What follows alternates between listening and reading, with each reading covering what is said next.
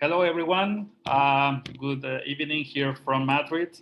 So welcome to our 8th webinar.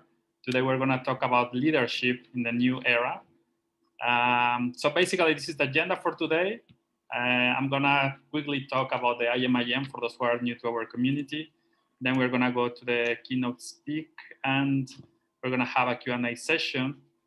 And then we're going to have a closure telling you more about our next webinars and events that we're organizing in the IMIM. So the idea of these webinars, today we have Professor Luis Ballesteros from the Polytechnic University of Madrid. I'm going to talk about him later, but thank you, Luis, for being here. Thank you too. And so today he's going to talk to us about leadership and what it takes to be a good leader, all the journey that we have to go through. So how is it to connect with others, to inspire them, to motivate them, to achieve the goals, to have high performance teams, and all these different environments that we have about change and uncertainty, that it's one of the main concerns in companies. So all these key competences that we need as leaders, as managers, either if we're working inside a firm or having our own firm or in other endeavor. So what we need, and so he's going to talk to us about that. He's very dynamic, very interactive, so I really hope that you enjoy this webinar. So for all of you who are new to the IMN community, so we are 5 different universities. Today we're hosting in the Polytechnic University of Madrid in the School of Industrial Engineering. So welcome from our side. And the IMIM is a multi-site master program that focuses on business and managerial skills. So this program has also been recognized by the European Union with the Erasmus Mundus label, which is an accreditation for high educational excellence in postgraduate programs. As I was mentioning, we are 5 universities. So basically our students, and we have one current student here, Jorge. Our students go through 4 semesters in different places in the world. So the first semester, people start in Madrid, so they take introductory courses in management. And then the second semester, they continue with their managerial general formation in the UK, in Editorial University in Edinburgh. And then on the third semester, they can choose a specialization. People like Jorge will go to Dubai to have a specialization on supply chain management or operations. People could also go to Italy, to Polytechnico di Torino, to study engineering and finance. Or if they are interested in doing business with China, our partner, Northwestern Polytechnic University in Xi'an, is the appropriate choice. Or they could also go to Mexico, to the Monterrey Tech, if they want to choose either data science specialization or a specialization in innovation. And during the first semester, all students, they have to conduct their master thesis. This could be university-based or also an internship in a company. And this could be done practically anywhere in the world, as long as they have a tutor from any of the 5 partner universities. So our students come from all around the world. As you can see, we account for more than 25 countries along all the 18 different editions that we have had for this master, the International Master in Industrial Management, IMIM, as we call it. So mainly people from Europe, Asia, and also from the Americas. And our graduates work in top sectors, mainly in services or manufacturing firms. And here you can see some of these names, right, of these companies where usually our graduates work. And well, that's the introduction to the IMIM community. So now you know what we are. We're organizing these webinars. So we're gonna continue with this the second half of the year. So this is our penultimate webinar. And today we have Professor Luis Ignacio Ballesteros Sánchez. He's a doctor in industrial engineering by UPM. UPM is the acronym for Polytechnic University of Madrid. He also has a post degree in psychology from UNED in Spain. And he's also a certified professional coach. So we have had him before in some of our programs teaching our students about these managerial skills. And we also are hoping to invite him once again next semester give a talk to our IMIM students. And well, I mean, besides teaching, of course, in the university, where he's also attached to the Directorate of Leadership and Technology Center, he also is a coach, okay, and a skill trainer, working with companies mainly. And also he has written a book, so you can search for it, The Business Coaching Practical Guide from a Scientific Look. So thank you very much, Luis, for accepting being here. And we're very happy to have you. And then the microphone is all yours. And I'm gonna stop sharing my screen so that you can start your presentation. Okay, Isaac, so thank you very much. It is a pleasure to be here with you. Let me share my screen. I hope everything will work. This is okay, okay. So I hope you can see my presentation. Do you? Yes, we can. So let's see. Let's have half an hour talking about leadership in the new era. So we say leadership in the new era starts with oneself. So here is what I want to say is the main message of today's presentation is to the question, do you really want to be a new leader? Do you really want to be a leader in a new era? You have to start with yourself. So this is one of the main messages I want to share with you. But first of all, I want to make it interactive. So I'm going to ask you, how is an excellent leader in the new era? So you can use this code. You can use also the QR code and go to answer this question. How is an excellent leader in the new era? It's true that we are not too much today, but never mind. Maybe Isaac also can answer. Sure. Yeah. So we will have more answers, and the sample will be a little bit. Do we have to answer 3 words or only one? Yes, 3 words. You have to answer 3 words. You can choose 3 characteristics of an excellent leader in the new era.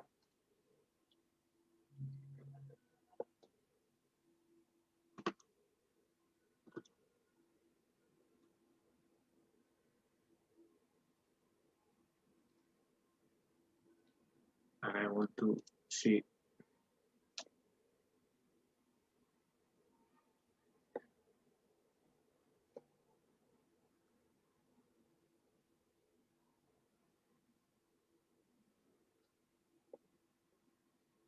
We understand the new era is complicated in terms of uncertainty, volatility, in terms of complexity, in terms of ambiguous, how the future is going to be. We don't know. We really don't know. So we need new leaders, new leadership styles. What do you feel? What is, from your point of view, the main characteristics? Okay, so what we have some answers here.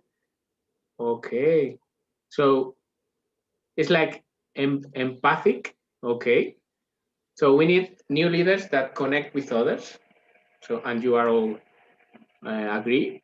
So we need a communicative leader. We need a good communication. So we are in communication skills to promote value, to be innovative, to be specialized and visionary. Okay, so this is the new leader for the excellent leader for the new era. Good public speaker, a strong presence. Okay, listener.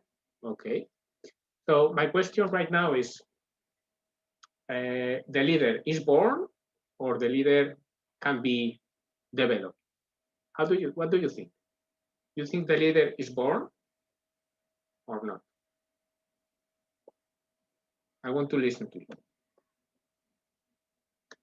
So if you are born as a leader, you will have the possibility to be a leader, or you really can learn how to be a leader.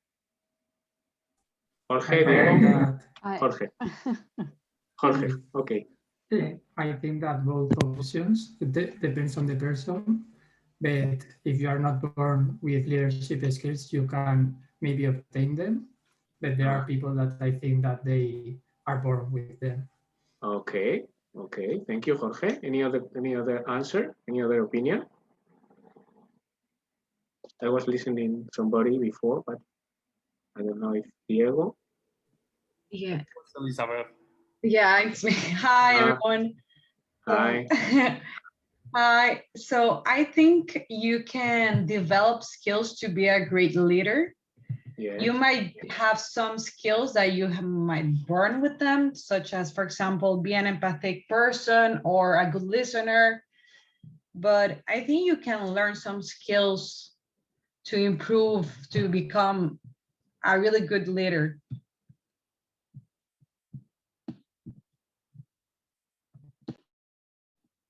We cannot hear you. You're in mute, Luis. I'm sorry.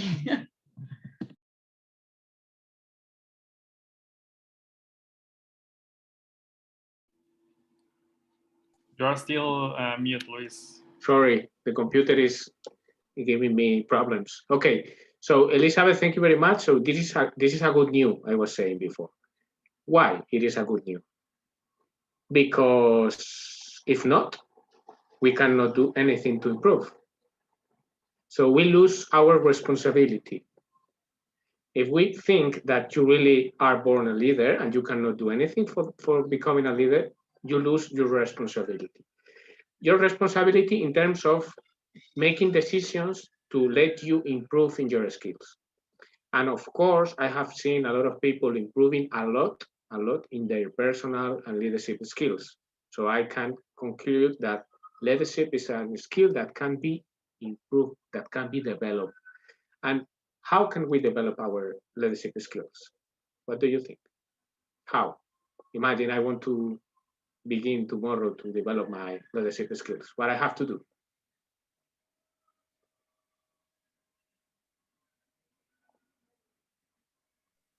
I mean, obviously practice, but it's always important to identify some skills from someone that's already a good leader, you consider a good example. So identify some characteristics this person has and try to approach them or take the positive and try to adapt it to your personality.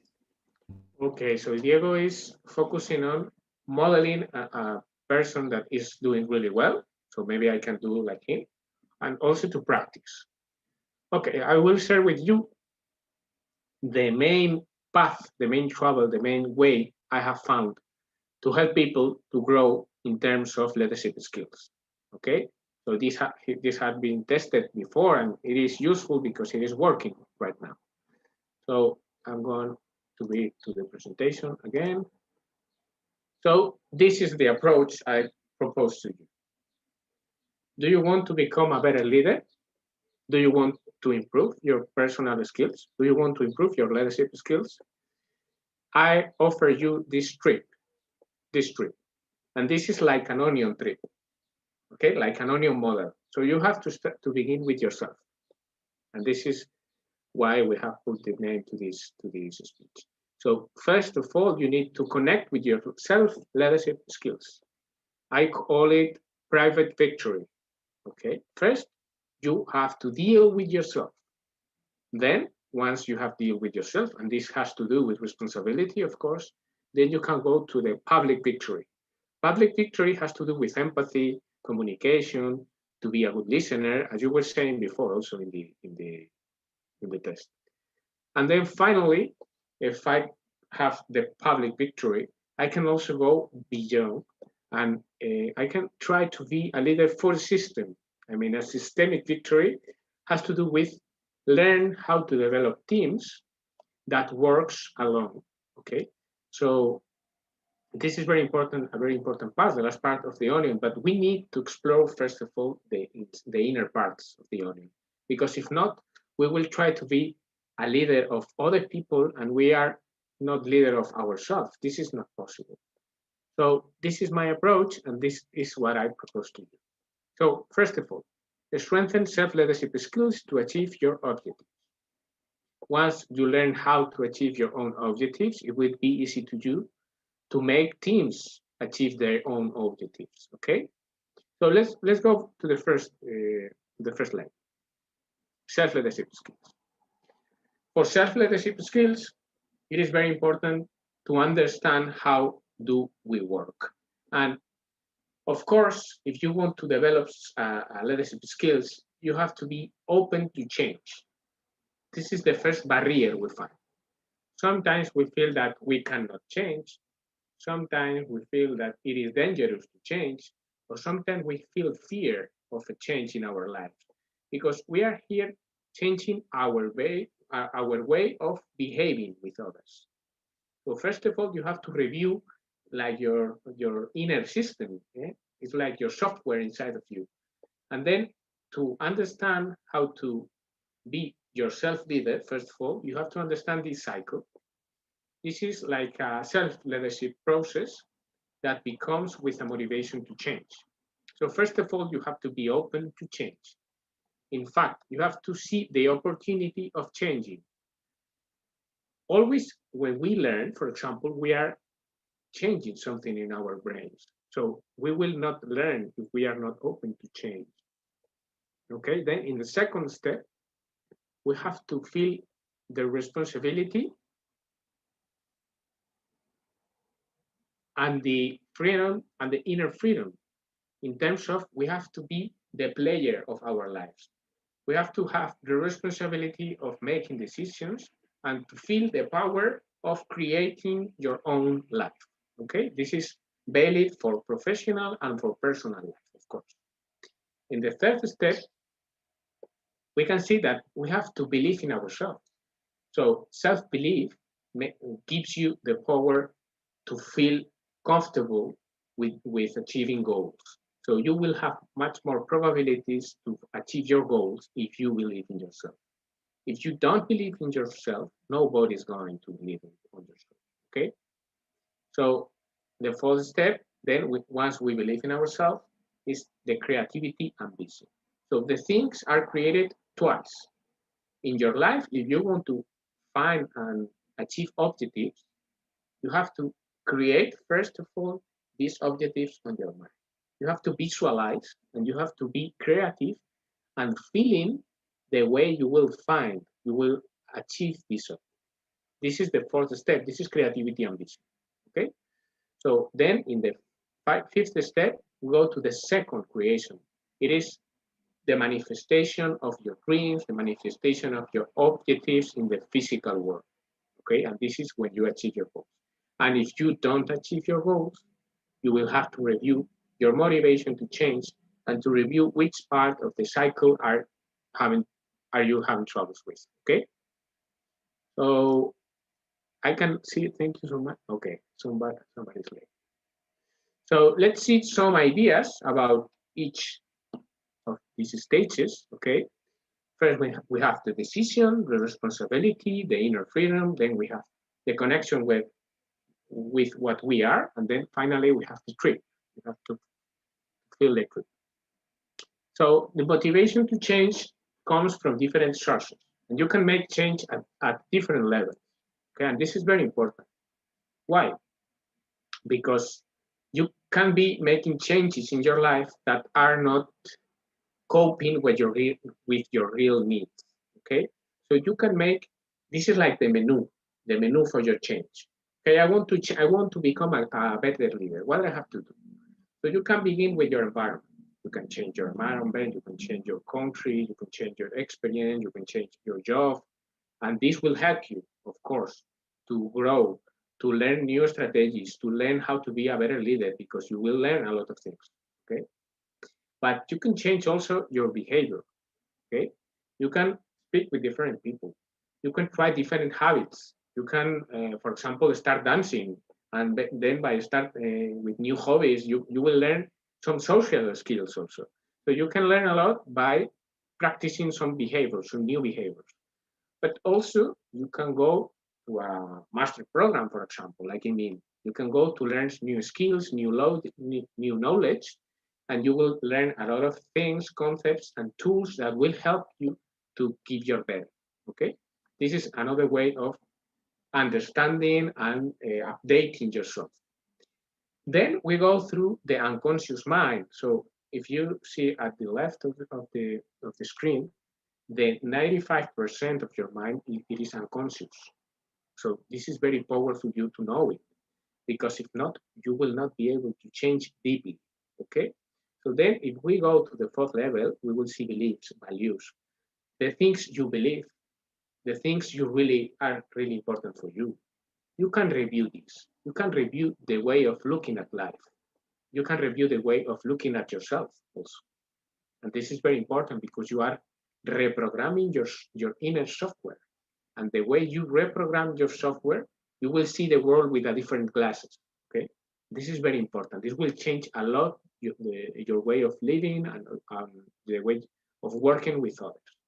Then you can review your identity. The identity is the image of yourself. You have an image of yourself, but it is not rigid. You can change it. You can change it by reviewing those labels that are attached to you, and maybe you can change it because you can be different, okay? You can change your identity level. And then finally, in the systemic approach, you can find, for example, a purpose, a mission. You can find, maybe you can find your life purpose or your professional purpose.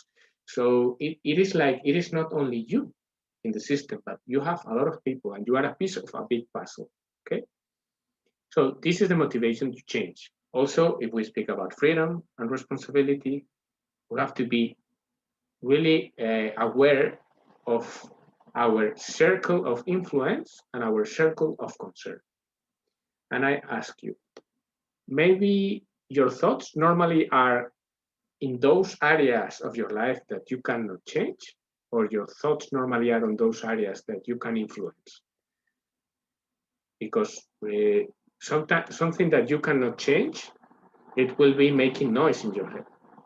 So why don't you focus on those things that you really can change, that you have an influence on them? And that way you will become an empowered person and a player person instead of a victim. The victim is the person that it is always thinking in those problems that never will be able to change, okay? So the new leader needs to focus more and more on those circle of, on his or her circle of influence, okay? So we have to be motivated to change. We can change at different levels, okay? And second, we have to be really a player in our lives, not a victim, but a player, to focus on your own responsibility, okay? So just focus in those things that you really can change. The third level is to believe in yourself, as I was saying before. So people have power when they believe in themselves. And you are not born with self-belief. You can build on it. You can really develop your self-belief. When you develop your self-belief, you become more, you connect with humility, okay, and self-esteem. So you are going to be a more close person and a person connected more with his or her talents, okay? So it's very important to believe in yourself, and there are certain tools that will help you to believe in yourself. The fourth step, as I was saying before, creativity and visions. If you are going to create something in your life, first of all, you have to create it in a paper. You have to write it, because you have to create it in your mind. So this is like a seed that you have in your mind that will grow in the future. So you can build your own personal mission, asking yourself, what do I want to contribute to the society with my work, for example, to this world? What I really want to contribute? What are my visions? What do I want to achieve? What are my objectives? Have you really written your objectives from here to 10 years? From here to 5 years? And what are your principles? How do you want to achieve these objectives? What are your rules and your values? Do you really know your values? Because if you know your values, you have the compass, a compass that allows you to make decisions and allows you to inspire others by connecting with your own values. Okay. And finally, traveling our path. So we have to connect with the action. Once we have imagined something and we have to dream about creating something, then we have to connect with the action. We have to do something. You have to plan your action plan and to develop it, okay, and put into practice. And it is better to have small committed actions than big actions without real commitment. So I really dare you, I really invite you to have your own action plan, okay, and to develop your plan, practice your plan, and see if you are going to achieve your objectives. If not, you will have to review all the cycle, okay? So, I'm sorry. This is the life, okay? This is your plan, and this is the reality. But never mind, because if we know the tools to get centered again, to review the iceberg with your different levels, to review your fact, to change your behaviors, your beliefs, your values, your identity, you can find maybe not a simple path, not an easy path, but maybe you can find the way to keep on trying to get your objectives, okay? And always you will find the objective of the objective. Okay, this is the meta objective. So whenever you want to achieve an objective, it's because you want to achieve the meta objective. And believe me that there are a lot of ways, a lot of paths, a lot of options to achieve the meta objective. Maybe the objective is only by one way. It is more rigid, okay, more close, more rigid, but the meta objective, it can be defined by different ways. So it gives you flexibility and opportunities to try again and to find a different ways of achieving your meta objective, okay? So then if we continue with the onion model, I have called it before, we go to the public victory. So first of all, we have achieved our private victory, self-leadership. Then we can begin to work with others. Then you have worked with yourself. You have create a new relationship with yourself. You can create new relationships and better relationships with others. And this is very important because people try to begin here without looking at himself, and it is not useful. So here we have relational skills and public victory, and here we will develop interpersonal skills to better interact with others. I'm going to give you some examples. Communication skills, as you were saying before in the test, okay, in the survey.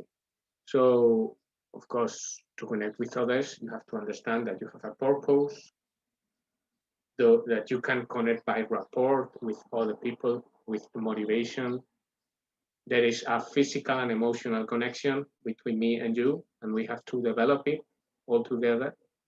I'm a transmitter and I can communicate with myself in my inner voice, but also I can communicate with you using verbal and non-verbal language. Then I give a message and then the other is going to listen to me or not, but I can also improve in my active listening, in my calibration, in making better questions, and be a good receiver, okay? And also we can learn how to give good feedback to others. The feedback culture is very important to build really outstanding teams, okay? Active listening, for example, for me is one really good example of developing these relational skills. So you can practice active listening by be committed with two levels. Physically, maintaining the ability of paying attention to the message of the other, both verbal and non-verbal message.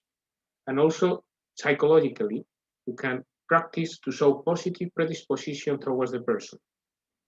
So by achieving both physically and psychologically levels, you will improve your performance in active listening, and this will give you a lot of opportunities to improve your relational skills. Okay, this is only one example because we have a few time, but then we can go through the final path, and even you will be traveling this path once and once again. So this never ends because you always can improve your leadership skills.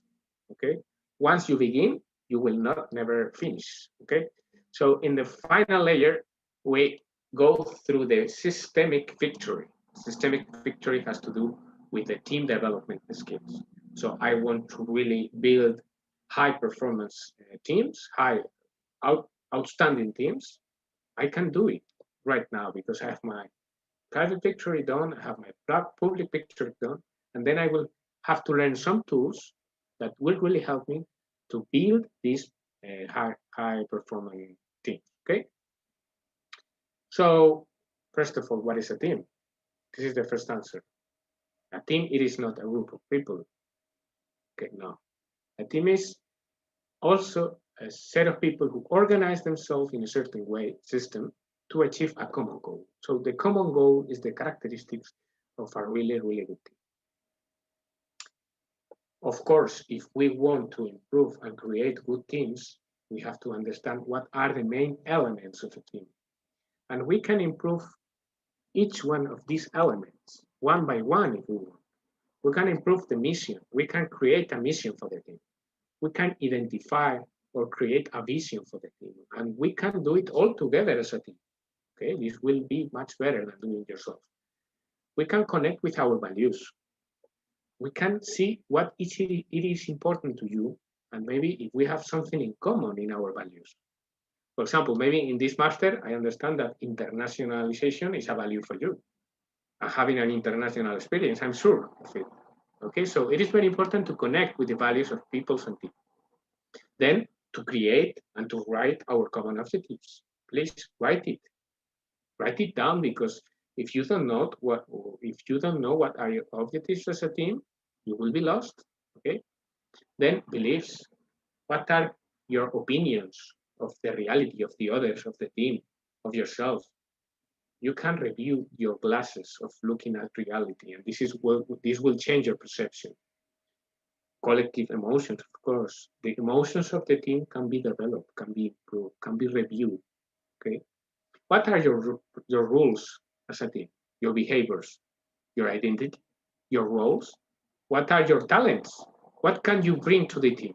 What are really you special or really good at? Are you really talentful at something that the all parts of the team doesn't know? Okay, so you have to focus on this. And of course, this way, you will find the way of improving the team performance. But also there are different tools, okay, different ways of supporting this improvement. You can do training, peer-to-peer training, on-job training, in-house training, role-playing. There are a lot of dynamics with role-playing that helps a team to better achieve their goals. You can do group training, computer-based training, individual training, mentoring. You can ask experts how to build good teams, and maybe they have previous experience with really successful results, so you can ask them. Or you can do coaching.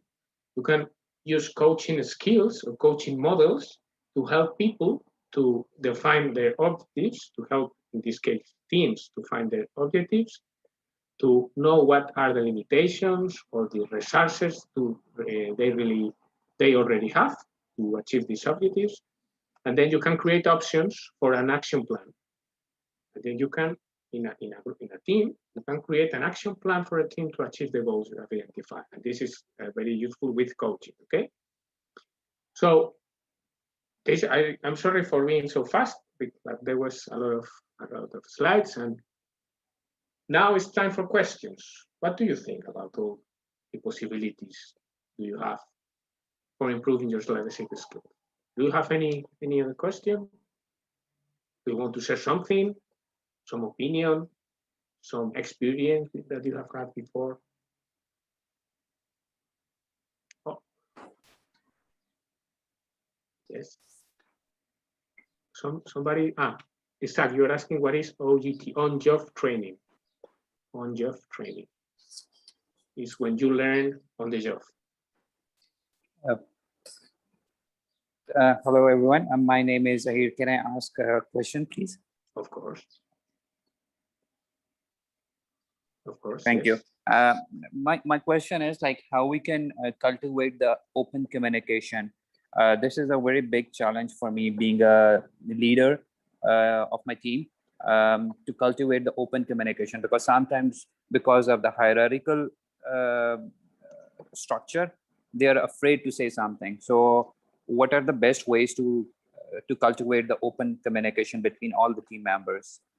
Okay, here, what do you mean by open communication? Open communication mean when everyone is free to say anything they want to talk, rather than saying, okay, they are afraid, oh, he's my boss, he will mind something, or whether it's good to say this thing or not. Okay, very good question. First of Thank all, you have to select what do you want to say, really. So first of all, you have to create confidence independently on the hierarchy of the organization. So you have to make people trust in you, okay? To make people trust in you. So you have to know several tools to create like this atmosphere of peace, of trust, of confidence, okay, that people really feel comfortable with your comments. Do you know what I mean? It's like you have to create the good atmosphere, okay? And there are several tools for that. The first tool is not judging others, for example. Try not to judge others, okay? The second tool is try to be a mirror of the others, okay? Just use your verbal and non-verbal language to be a mirror of the others in terms of, it's like a dance, okay? You can copy, okay, the non-verbal language, and you can make people feel comfortable also by using the same words they are using, the same vocabulary, the same rhythm of the voice, and you can make this atmosphere. And also in the third part, you have to be aware that you have to feed the needs of the others.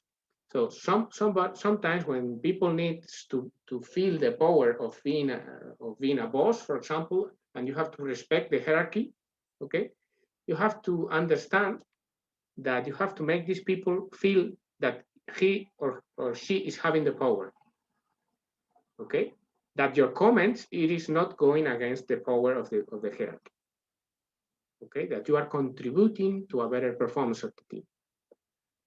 I don't know, Tahir, if I have answered to you. It is not a basic question. Yeah. It's very clear. Thank you very much. Okay. I just want to share my example. Now, what we did in the office environment, for example, because people were somehow afraid of discussing or sharing their comments. So what we did is like we have started a whiteboard activity, for example, a board whiteboard, where anyone can, it was placed in the central location of the office, where we will select one topic, for example, anything they want to say, and then they will write anonymously about their comments. And that was the one way we were trying to encourage the people to share their comments without any fear of hierarchy. This is a very good idea, Tahir. And thank you for sharing with us, because really important idea is to use tools, okay, or use the media, the process that really allows people to express themselves, okay. Of course, it is easier to build this atmosphere if you are the boss, okay. But sometimes you can propose new ways of leading teams, being a membership of the team, a team member, okay. So this is a very good idea. Thank you, Tahir. Thank you very much. Thank you so much. Thank you. Yeah. So, yeah. Also, you have to take into account the cultural differences. For example, if your team are a multicultural team, you have to consider that in some countries, in some cultures, the hierarchy are more limiting than in others. Okay, so you have to consider that, of course. True. That's very true. Yeah. So any other question, any other comment? I'm open to, this is an open communication space. Can I ask one more question? Of course. When you were defining about the self-analysis in terms of the leadership, I mean, like analyzing yourself, can you elaborate something about the self-control? For example, controlling your own emotions, being a leader. Okay. when we speak about self-leadership and about emotions, we normally don't like to say self-control, okay? And I will explain you why. Self-control means that you are controlling your emotions, okay? And you don't have to control your emotions. You have to manage them. You have to regulate your emotions. You have to live your emotions and know how and why it is coming, this emotion, to your life. When I listen, control your emotions, okay, I don't like it because it's like you are interrupting the emotion. Yes. When you try to interrupt your emotion, what does it happen? The emotions takes the control of your life. So it's like a paradox. Whenever you want to control your emotion will take the power of your life. So you have to accept the emotion. You have to manage your emotion. You have to understand and speak with your emotion. You have to feel your emotion and then make a decision, of course. Yes, but try not to control your emotions. It will be very hard and this will be very painful for you. That's correct. That's yeah. correct. Yeah, very correct. Thank you. So sometimes we always want to control. And in engineering and in management programs and so on, we like to control. In this case, emotions are not born to be controlled, are born to be lived. So you have to go through the emotion and then you will get the message of the emotion and then the emotion will go. Clear. And just one more question, please. Yes. Because leadership is a very interesting topic for me. So I'm sorry if I'm asking so many questions. No. A sense of ownership of your actions, for example, being a leader, how we can develop a sense of ownership of your own actions, how we can do that. Okay. This is about responsibility and inner freedom, okay? So first of all, you have to be aware of your own values. Zaire. What are your real and your truth values? Once you know this, your actions and your sense of ownership will be, if your actions are coordinated or coherent with these values, this means that you are owning your sense of ownership. Do you understand what I mean? It's like, first of all, you have to really connect with your truth values, with your true values. Then once you connect with your true values, you can act, you can behave based on these values. And this will give you this will give you the gift of the responsibility and the gift of your inner freedom, is that you acting along with your values.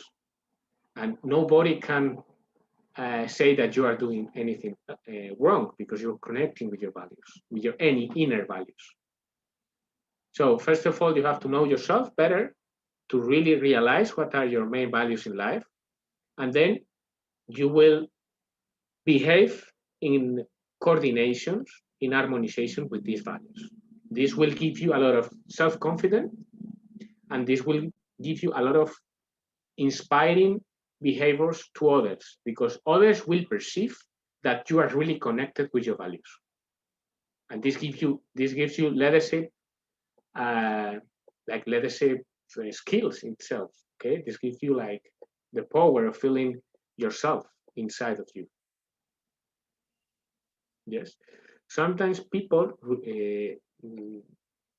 don't know really their main values because they haven't worked on it. They don't have enough tools to work on it, or maybe they haven't found the opportunities to do it. So the way you can invest your time in analyzing and living your own values, this will help you a lot. Also, to make decisions, to fit your responsibility, your ownership, and also to choose the place you want to work on. Because if you find a place that have really different values from you, you will never feel comfortable in that place. Okay, so you will really have to know your values to find the place do you want to be. For example, me and Isaac in the university, I can understand that we are connected with values related to help people to grow, to get more knowledge and to learn always, to share information and knowledge with others, and to be connected with people. If not, we are not in the good place. Do you understand what I mean? Yeah, exactly. I understand. So is there any other question? Okay, let's see. Elizabeth, Jorge, Diego, no questions.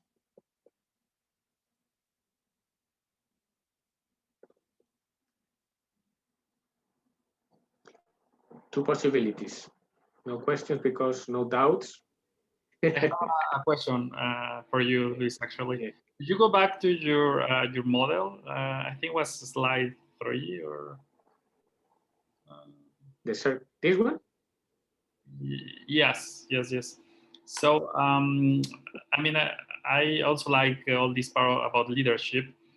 So my question is, this is the general tip for everyone, or is it different if you are an entrepreneur and if you are a manager, or you're just starting your journey in a company?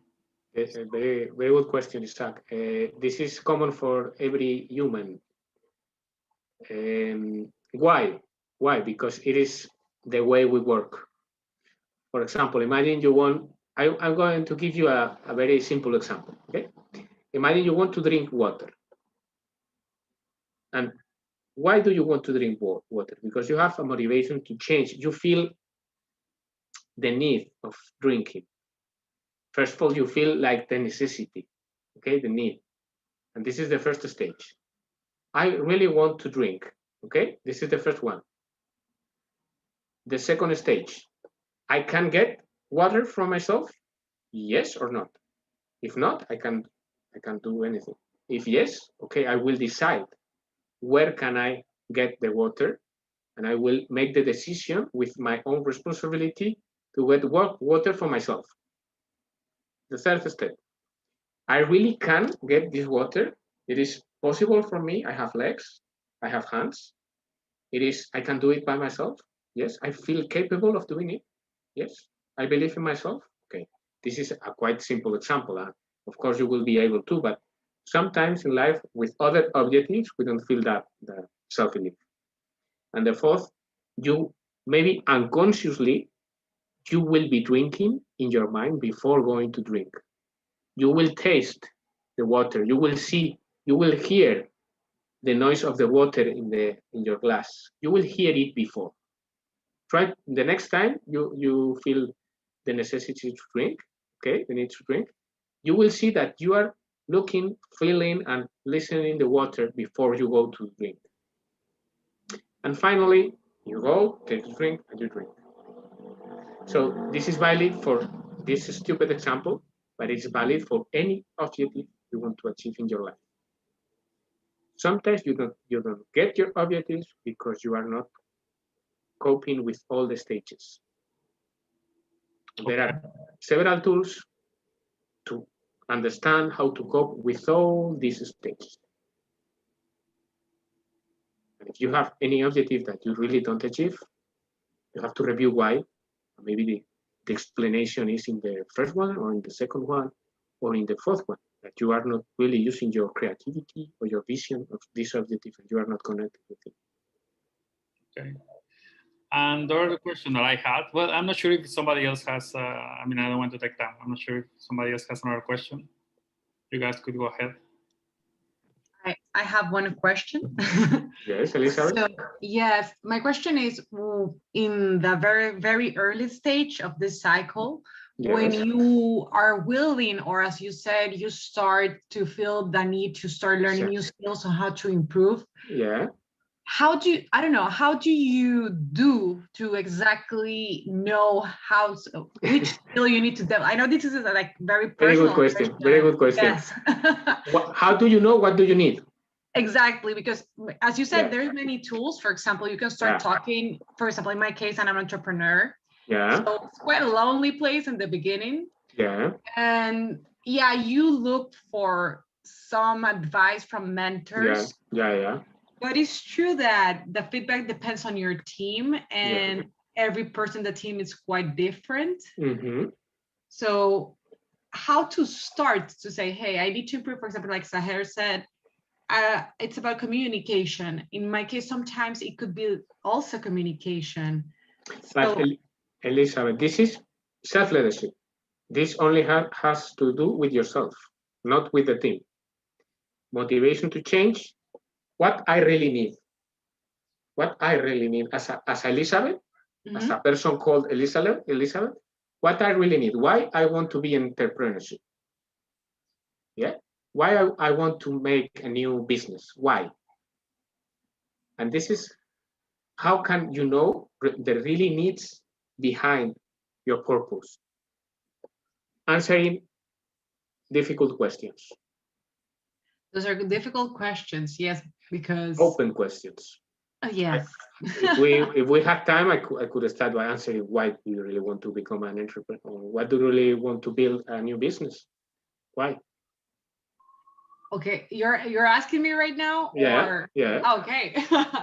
So I started because I have a passion in one sector, yes, and I want to help this community. So there is a drive behind there. And it's true that for my team, for example, I try to have a more horizontal communication because it's a small team, meaning, and yeah, it's about also, it's hard to have a startup because it's hard at the beginnings. And you have to keep everybody motivated, and it has to start with you, as you said, but sometimes it has to be more dynamic. And yeah, good leader is also like putting yourself in the same level at the beginning. So there's a fine line between being a good team member, but also being the boss. Sometimes it's like we have to be a boss and be in a different level, but this is because we don't feel enough confidence on ourselves. This is very common, okay? It's like we need an extra position in order to feel the power, but the most powerful people, the most inspiring and the better leaders are those who can be in the same level inspiring the others. Because people like to feel with you in the same level. It doesn't mean that you lose your authority. No, you have your own authority, okay? But this is the formal authority. Maybe you can build, it's like same level relationships, and you can inspire others by sharing your passion, and you say by motivation, and you want to create something new with a startup, and you will find people that really connect and vibrate in the same level of these values, okay? But of course, it is not easy. You have to be really connected, and you have to work a lot this cycle to really understand your needs. And you will not have to make efforts. You have to believe me. You will not have to make efforts to motivate anybody because you will inspire by being yourself. It will be automatic. But you have to be very connected with these needs, okay? And then your authority will come of the way you connect with your values and you live it. And this will give you informal authority. That is what we want to build here in leadership. Because leadership is a question of attitude. It is not a question of position in a hierarchy. Okay, perfect. Thank you. You're welcome, Lisa. Isaac, I think you have. Yes, my question, I mean, since most of academician is a criticism to leadership. Yeah. So do we all have to be leaders? Because I think there is an extra focus sometimes about leadership. And sometimes, I mean, and for example, in project management, you know, there is people like in the Belvin test that they just want, they're implementers. They just want to follow orders. They are very good. They do not want to think, to control, to plan. So I think, is it okay not to be a leader? Or what if I want to be a leader, you know, but maybe I don't have the skills and I cannot change them because of many reasons. Or, I mean, maybe I'm not confident enough, or maybe, or people like they are born rich and they have to lead a family business, but they don't feel like it because their values are different, their interests are different. So what about these tensions in leadership, you know, when you do not want to be a leader, or you cannot be the leader that you want, you know? Well, if you don't know how to get to be a leader, it is a question of knowledge. But you have to believe that if you think that you cannot change, this is a belief. This is something that are in the fourth level. So I cannot be a leader. I cannot improve my leadership skills. This is a belief that is limiting the way you can grow. Everybody can be a leader, because be a leader is not a question of you are a leader or I am a leader. It is not you or me. No, we can all be leaders, because leadership has to be with the attitude of connecting with your values, sharing with others, and help the team to achieve their objectives. And everybody can do that. So everybody can be a leader. In fact, all the presentation of today is to give you the opportunity, to give you, to open your mind to say, oh, wow, maybe I can learn a lot about this. This is not only for rich people. This is not only for people that has born with really self-confidence. No. You have to be responsible of your own growth. If not, you will not learn how to become a better leader. Be a good leader doesn't mean to be the high director of a company. No. Okay, thank you. That's very enlightening. You're welcome, Isaac. So I think, yes. The similar thing, I don't know if it's a myth or it's the reality. People say you can't lead if you're not on the top of the position of the organization, or you are not at the top. So I don't know if it's really a myth or if it's somehow reality. It is a reality. You have to believe me. You are always interacting with people. You are always influencing people, even if you are not the boss. And you are always giving your work to a team to help the team achieve their objectives. So can you be a leader? Leadership is, the definition of leadership is people that can inspire, that can motivate, and that can help teams or people to achieve their objectives. Can you do it? Even if you are not the boss? Yes, of course, you can do it. And it's your responsibility to learn how to do it. Even if you are in the bottom of the company, because you will feel the leadership can be very inspiring for you, because you will feel that you are contributing to do your best to the team.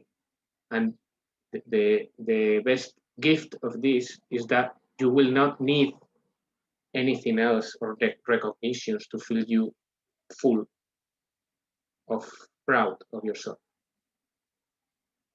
But of course, it is my belief. So that's very clear. Thank you. You are welcome.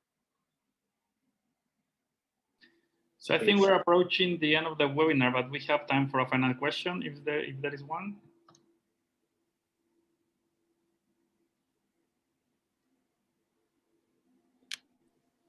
Maybe I can ask the last one.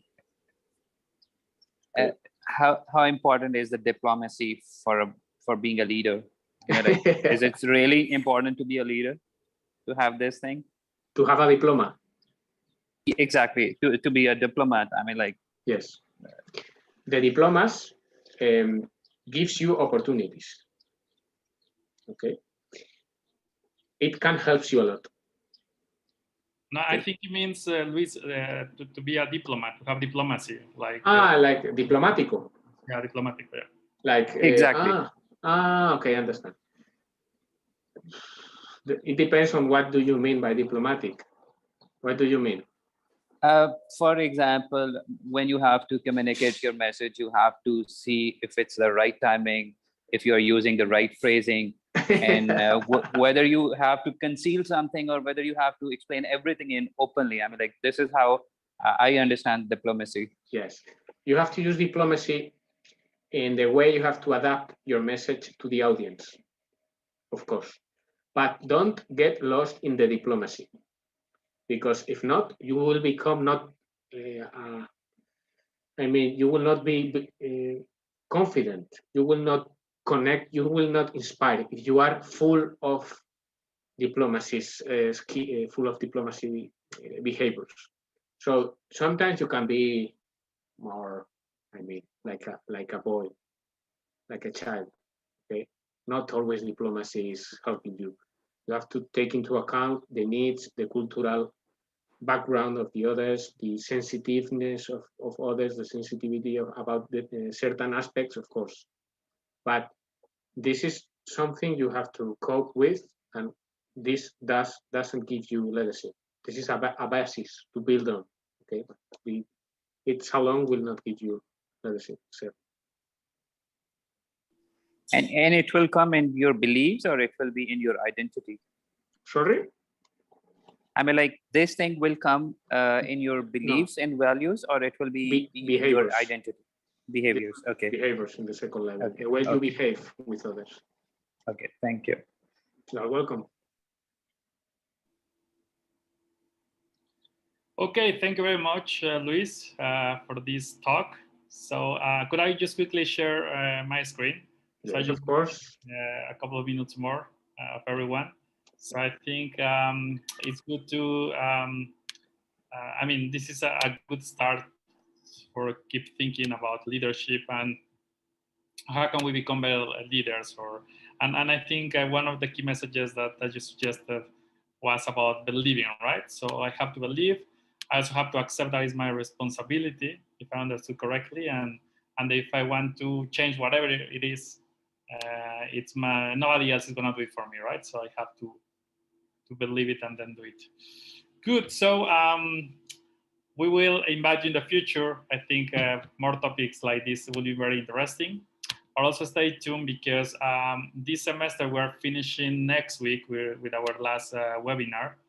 So if you're interested, I think Elizabeth, you're an entrepreneur, as you were mentioning, you might be interested in our next talk. It's going to be about incubators, accelerators, and startup studios. So also next Thursday is going to be at 3 p.m., 15 hours, Madrid time. Two professors from Polytechnic di Torino in Italy, Paolo Landoni and Giuliano Sansone, they're going to talk about this. So I think it's going to be very interesting for entrepreneurs. Next semester, we already have 3 talks. So I'm going to be talking about how to innovate a business model in September.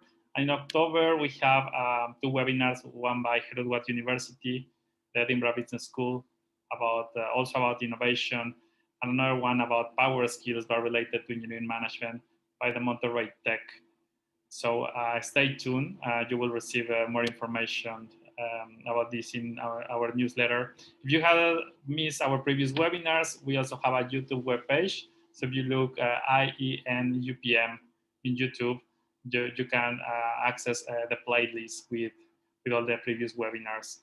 And well, finally, thank you very much, everyone, for being here. We're going to upload the recording in case that you want to go back through some of the concepts, some of the comments. Also, you can contact us with this email. You can also contact Luis directly, I suppose. Yeah, of course. Great. And it has been really nice seeing you. And well, have a good evening and see you next time, okay? Thank you very much. Bye-bye. Thank Thank you. you. Thank you. Bye-bye. Bye-bye. Bye. Thank you. Bye. Thank you. Bye.